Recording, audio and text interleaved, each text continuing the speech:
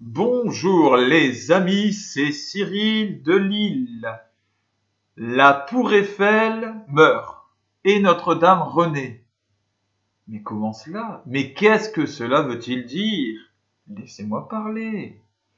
D'abord, qu'est-ce qui me fait dire que la tour Eiffel meurt? Qu'elle est vieillissante?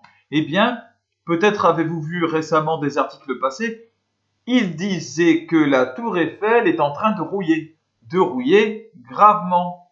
Elle n'a pas reçu les couches de peinture suffisantes au fur et à mesure du temps pour la maintenir jeune éternelle telle qu'elle nous l'était présentée au moment de l'exposition universelle, la première fois qu'elle a été montrée à la fin du 19e siècle, vraiment à la toute fin, juste avant l'entrée du 20e siècle. La tour Eiffel vieillissante rouillée, c'est le symbole de notre France qui meurt. Elle meurt, cette tour Eiffel, en même temps que cette France qui part en cacahuète dans tous les sens et qui voit absolument toutes ses dimensions, toutes les dimensions de sa société être remises en question. Là, dernièrement, Anne Hidalgo a annoncé qu'elle ferait éteindre la nuit la tour Eiffel, pour des questions écologiques qui se comprennent très facilement. C'est bien facile de demander à des vitrines, à des commerçants d'éteindre leurs magasins, leurs vitrines la nuit, parce que certains les éclairent la nuit, et c'est bien de demander ça. Mais encore faut-il montrer l'exemple avec ce qui consomme encore beaucoup plus. Alors voilà, Anne Hidalgo, elle a ce mérite de faire coïncider ses actes et ses paroles, et donc il y a eu petite polémique, un petit débat, puisque certains ministres, en particulier Elisabeth Borne, notre Premier ministre, eh bien, se sont empressés de dire non, mais ça ne changera rien, ce n'est pas la peine d'y toucher, c'est quand même une manne touristique. Voilà. La Tour Eiffel. Alors, la Tour Eiffel est en train de mourir, mais pas de panique, parce que la Tour Eiffel ne représente pas la France. Pourquoi cela?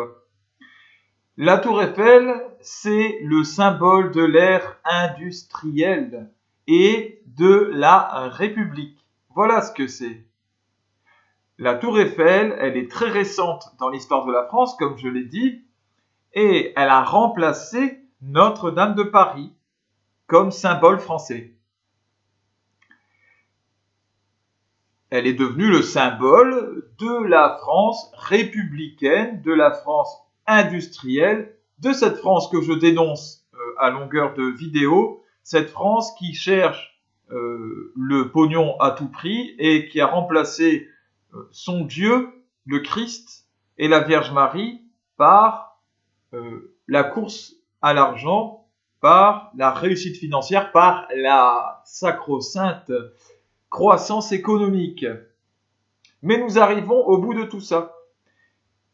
Notre-Dame de Paris, elle reste le symbole de la France fille aînée de l'Église, la France éternelle catholique.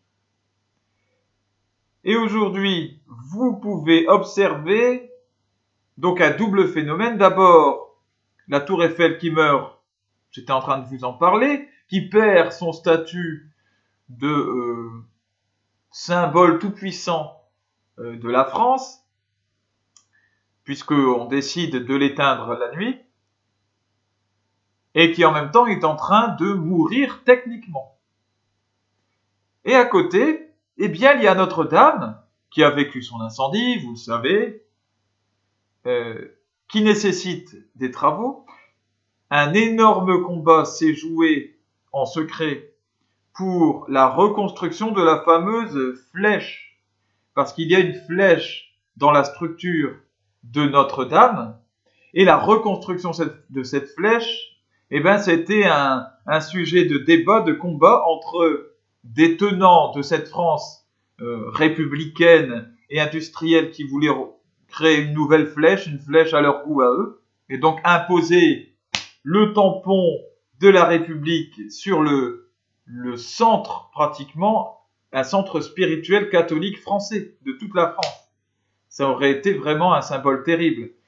Et à côté, eh bien, l'Église, et en particulier Monseigneur Aupetit, qui maintenant a été démis de ses fonctions, et qui ont tenu fermement pour que la flèche soit reconstruite à l'identique. Le combat symbolique qui s'est joué, c'est est-ce que la France garde ses racines, reste la France que nous avons connue, ou est-ce que la République et la croissance économique terminent de l'écraser? Le combat était là. Mais la victoire revient en ce moment à la France, fille de l'Église, puisque Notre-Dame de Paris est en reconstruction, que les yeux se sont tournés à nouveau vers Notre-Dame de Paris, et que pendant ce temps, eh bien, on retire son manteau de gloriole à la Tour Eiffel, faux symbole. La Tour Eiffel, devenue évidemment une manne financière considérable, comme je le disais, un attrape-touriste, un totem afrique. Voilà ce qu'est la Tour Eiffel, à bien la regarder. Mise à mal actuellement par la vague écologique qui nous vient du bon sens directement et qui s'abat sur nos contrées comme un raz-de-marée contre lequel on ne peut rien.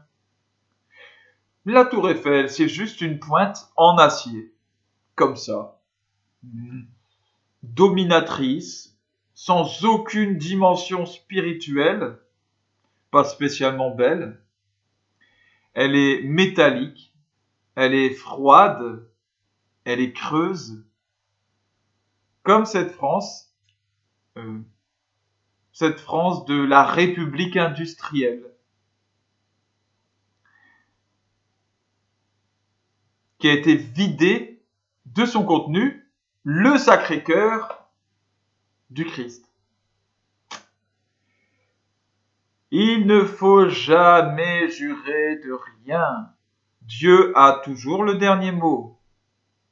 La France a été consacrée au Christ, à son Sacré-Cœur et au cœur immaculé de la Vierge Marie. Cette consécration ne passera pas.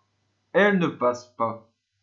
Et donc, dans le combat opposant la Tour Eiffel à Notre-Dame de Paris, d'une certaine façon, c'est David contre Goliath, avec David qui est plutôt Notre-Dame de Paris, et Goliath, la Tour Eiffel gigantesque, qui nous était présentée comme le colosse de Rhodes, d'une certaine façon, la nouvelle pyramide.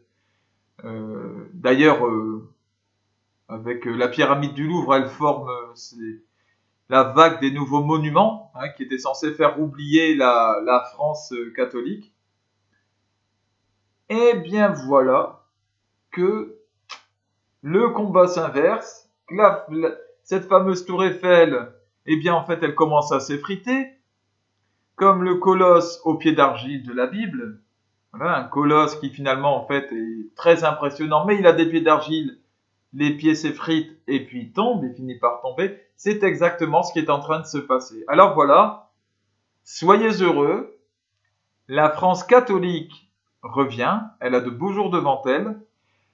La France des menteurs, la France des libre-échangistes, la France qui court après le pognon sans valeur, elle meurt pour le plus grand bonheur de ses enfants, des enfants de la France. À la fin, de toute façon, il n'y aura plus que deux camps, les bons ou les mauvais. Voilà, français ou pas français. Que le Seigneur vous bénisse, qu'il bénisse tous vos proches, et puis qu'il bénisse évidemment la France. À bientôt.